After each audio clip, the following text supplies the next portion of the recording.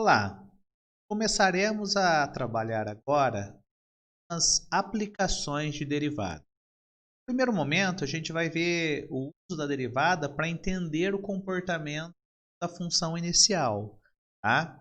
E aí o primeiro caso aí que a gente usa, né, que seria usa a primeira derivada, a derivada de primeira ordem, é para verificar em que intervalo a função é crescente, em que intervalo a função é decrescente.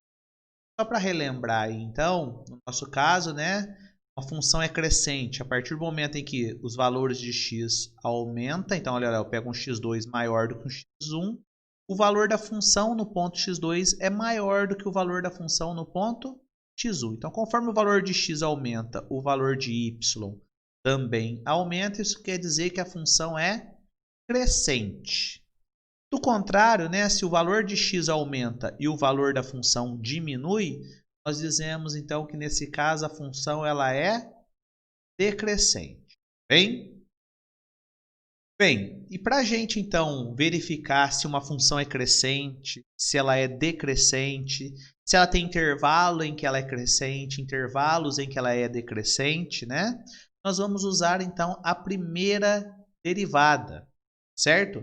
E aí como que nós vamos fazer isso? A partir desse teorema, o teorema 1. Nós vamos analisar, na verdade, o sinal da segunda derivada. Então imagine, né, que você tem uma função aí definida num intervalo, aqui eu chamei o intervalo fechado de AB, e que a derivada dela exista nesse intervalo aberto AB. Tá? Não estou preocupado com os extremos. Imagine o seguinte, que nesse intervalo aberto, então, a derivada exista e que nesse intervalo a derivada seja o quê? Positiva, seja maior do que zero.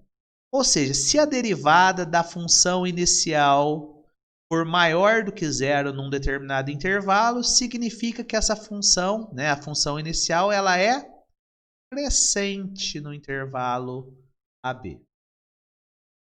Do contrário, ou seja, se a primeira derivada da função for negativa, significa que a função ela vai ser decrescente. Então, na prática, nós vamos usar o quê? As derivadas da função, né, a derivada de primeira ordem, estudar o sinal da derivada de primeira ordem, para verificar em que intervalos a função é crescente e em que intervalos a função é decrescente.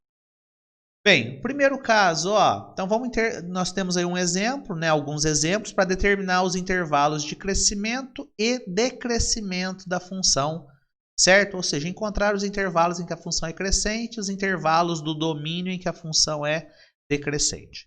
Começamos então com a função f de x igual a 2x mais 3. Lembra, pessoal, que essa função é uma função afim. E aí nós já falávamos, se a função afim, a gente sempre olha o sinal do coeficiente angular. Né? Se o coeficiente angular for positivo, a função ela é crescente. Se o coeficiente angular for negativo, a função é decrescente. Isso não era à toa, porque olha lá, essa função, quando eu calculo a derivada dela vai dar 2x, 2. E aí, pelo teorema anterior, essa derivada ela é sempre o quê? Maior do que zero. Então, em todo o domínio da função, a derivada é positiva. Se a derivada é positiva em todo o domínio da função, significa dizer que a função é sempre crescente. Ela é crescente em todo o seu domínio, certo? Então, lembra que o domínio dessa função aqui era o conjunto dos números reais, não era isso? Então, logo a gente chega então que essa função ela é crescente em todo o conjunto dos números reais. Tá? Então, por que ela é crescente em todo o conjunto dos números reais? Porque o domínio dela, a derivada dela é 2. 2 é sempre positivo. Tá? Agora a gente vai ver um caso em que nem sempre a primeira derivada é positiva. E aí, né, nós vamos encontrar intervalos de crescimento e decrescimento. Então, ó, começamos com essa função x ao cubo mais x ao quadrado menos 5x menos 5. Lembra que essa função, o domínio dela era uma função de terceiro grau, né, polinomial. domínio dela é o conjunto dos números reais, certo? Aí, como que eu faço, então, agora para encontrar a derivada? A regra do tombo, derivada de x ao cubo, 3x² mais derivada de x², 2x menos derivada de 5x. 5 menos a derivada de 5 dá 0. Então, essa é a derivada da função inicial. Então, é ela que eu quero verificar onde ela é positiva para tirar a conclusão da função. Nesse intervalo em que a derivada é positiva, a função é crescente. No intervalo em que a derivada for negativa, a função é decrescente. Então, na prática, eu vou fazer o quê? Eu vou estudar o sinal da primeira derivada. Bem, para estudar o sinal da primeira derivada, verificar os intervalos em que ela é positiva ou negativa, a primeira coisa que eu vou fazer é encontrar onde ela vale 0. Então, eu pego a primeira derivada e igualo ela a 0.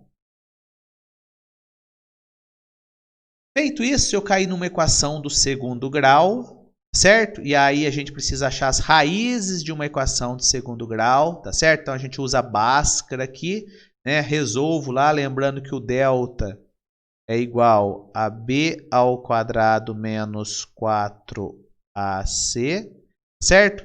E para encontrar os valores de x eu faço menos b mais ou menos raiz quadrada do delta sobre 2a. Feito isso, eu vou encontrar os valores de x.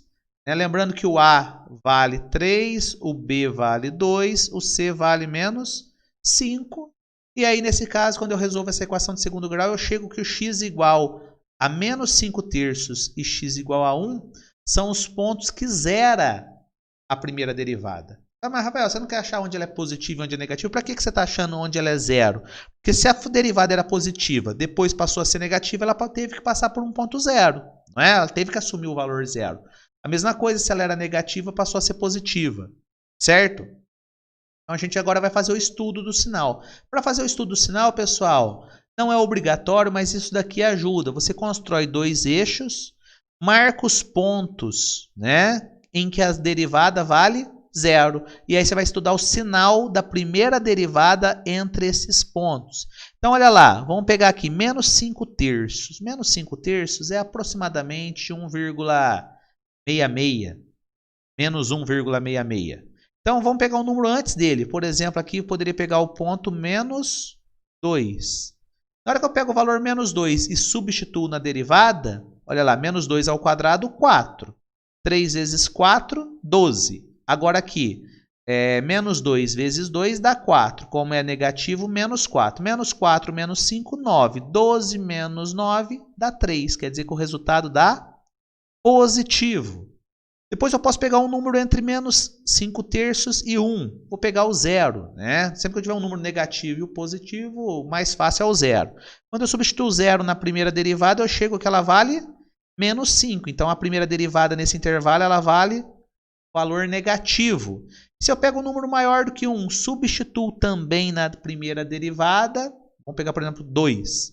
2 ao quadrado, 4. 3 vezes 4, 12. É isso? Depois aqui, 2 vezes 2, 4.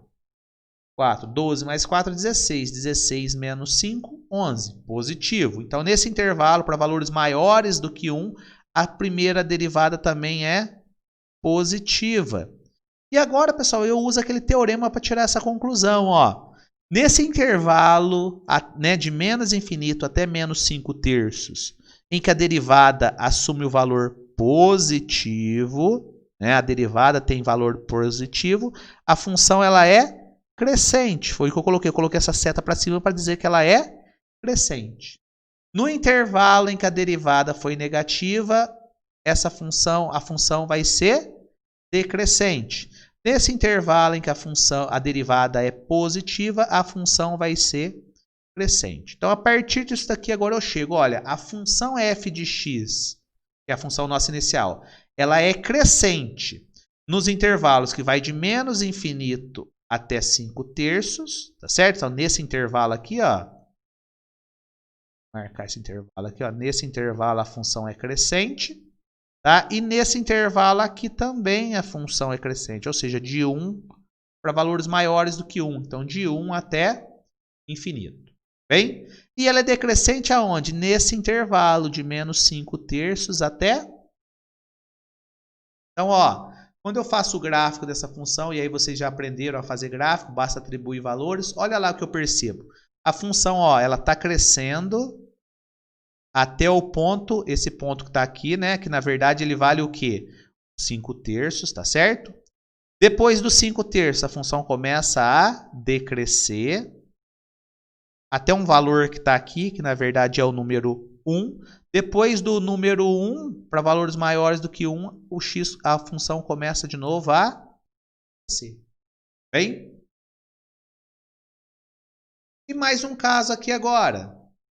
F de x igual a e elevado a menos x quadrado.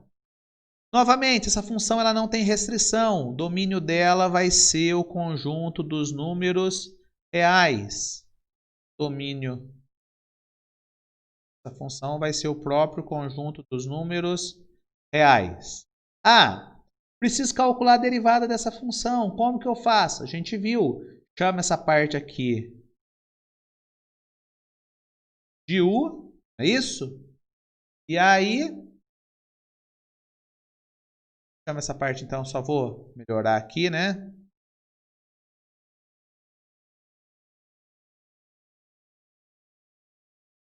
Chama essa parte aqui então, ó, que está aqui em cima de u. Então vai ficar e elevado a u. Pela regra da cadeia, a derivada de e elevado a u dá ele mesmo. Então já reescrevi aqui, ó, e elevado a menos x quadrado, próprio u. Né? Vezes a derivada do que eu chamei de u. Então a derivada dessa parte de cima. A derivada então de menos x quadrado vai dar menos 2x. Então essa é a f', derivada da função. É nela que eu preciso estudar o sinal da função. E aí, para eu estudar o sinal da função, então, eu preciso saber onde ela é positiva e onde ela é negativa. Então, eu pego essa função, igualo ela a 0. Embora, pessoal, pareça uma função difícil da gente fazer, de achar os valores em que ela vale 0, e elevado a qualquer número, essa parte aqui, ó, e elevado a qualquer número, ela é sempre maior do que 0. Lembra da função exponencial? A gente falou, elevado a qualquer valor de x é sempre positivo. Então, na verdade, a única maneira de um produto de dois termos dar 0 é quando pelo menos um deles é 0. Se esse daqui nunca é 0, a única maneira dessa derivada ser 0 é quando essa parte for igual a 0. Então, eu pego ela, apenas ela e igual a 0. Certo? Então, o que eu sei aqui é que para essa função ser 0, basta o menos 2x ser igual a 0. E para isso aqui é uma equação do primeiro grau, a gente chega então que para menos 2x ser igual a 0, basta o x ser igual a 0.